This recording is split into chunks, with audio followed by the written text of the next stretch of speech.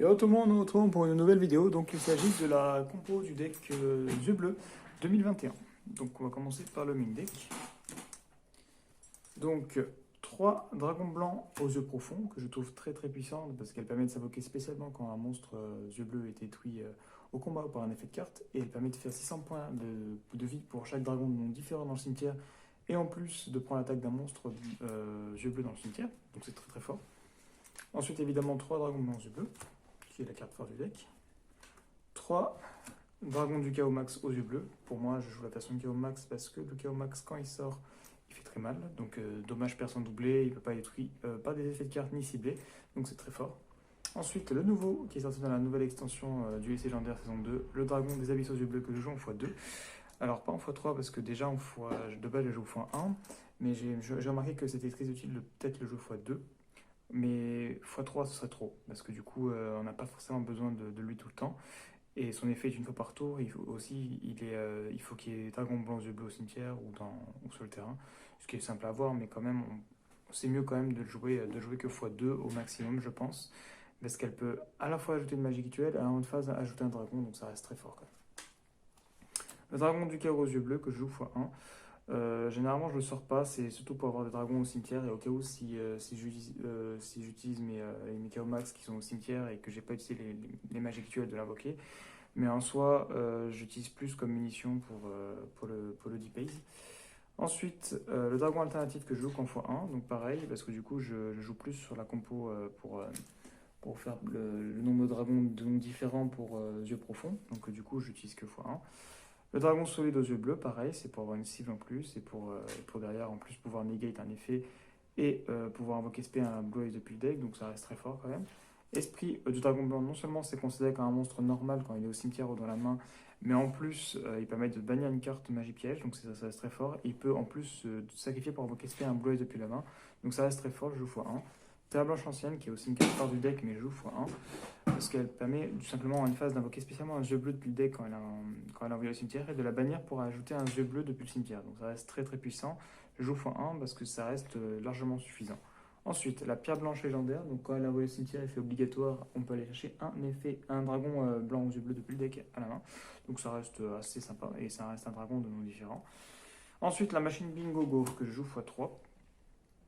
Alors au départ, je joue x1, mais je me suis rendu compte que le deck breakait beaucoup et que c'était important quand même de le jouer x3 au cas où, même si je suis pas très chaud parce que c'est un effet qui est une fois par tour et des fois elle est carrément inutile parce que la machine bingo sert vraiment à tutoriser soit la forme du chaos, soit le chaos max quand ils sont en 3 exemplaires dans le deck, mais sinon il n'y a pas grand chose à tuto en fait, donc c'est pas forcément, c'est très fort pour débrick ça en fait.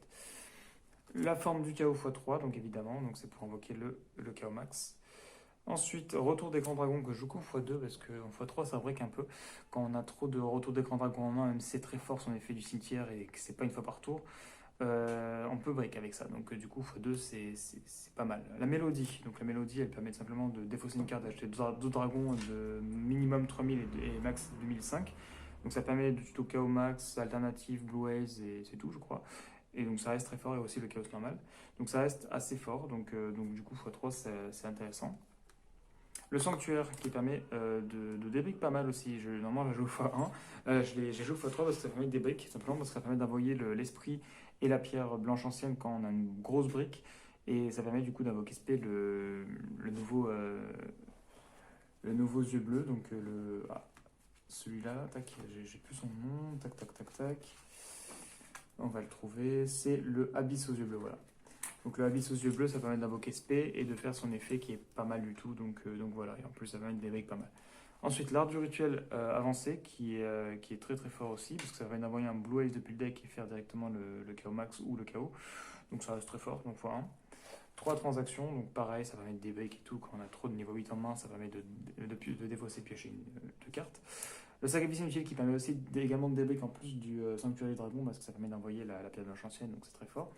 Carte de l'harmonique en x1 parce que du coup je joue les dragons qu'en x1. Monster Reborn, donc très fort.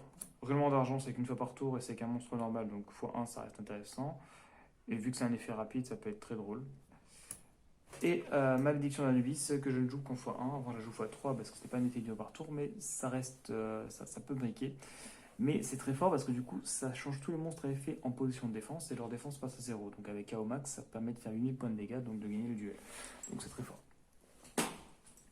On passe du coup à l'extra deck. Donc moi, j'ai pas mis beaucoup de cartes dans l'extra deck parce que du coup, il n'est pas très important. Donc deux dragons jumelés aux yeux explosion, enfin d'explosion aux yeux bleus. Donc il peut se faire sans poli et qui peut attaquer 2 fois, il me semble, voilà, sur des monstres. Euh, Ça permet de le bannir aussi quand la personne n'est pas au combat. Personnellement, je ne le fais pas beaucoup, mais je joue quand même en x2, on ne sait jamais si c'est possible de le faire. Dragon argent aux yeux azur et le dragon esprit, donc pareil, ils peuvent permettre de s'invoquer en synchro par contre, eux, avec les pierres, etc. Donc je joue x3, même si c'est pas possible de sortir x3 avec mon deck, mais voilà, c'est juste pour combler un peu l'extra deck, il n'y a pas vraiment beaucoup de cartes. Peut-être à la limite je joue pot d'extra, mais bon, le problème c'est qu'avec transaction, pot d'extra, ben, ça permet de plus piocher. Donc si on pioche transaction, on break. Hein. Donc c'est pour ça que je joue pas pot d'extra. Donc numéro 107 qui est pas mal aussi, qui a un bon effet. Le numéro 62 qui est très très fort également. Et le dragon hiératique Seigneur de Léopolis qui permet d'enlever pas mal de situations gênantes. Donc si on a 2 monstres de néoïdes, ça permet de sacrifier des cartes depuis la main ou le terrain et détruire un nombre de cartes égal aux cartes qu'on a sacrifiées. Donc ça reste assez fort. Donc voilà, donc j'espère que la vidéo vous a plu. Je vous invite à aller regarder mes autres vidéos et à vous abonner. À la prochaine pour d'autres vidéos.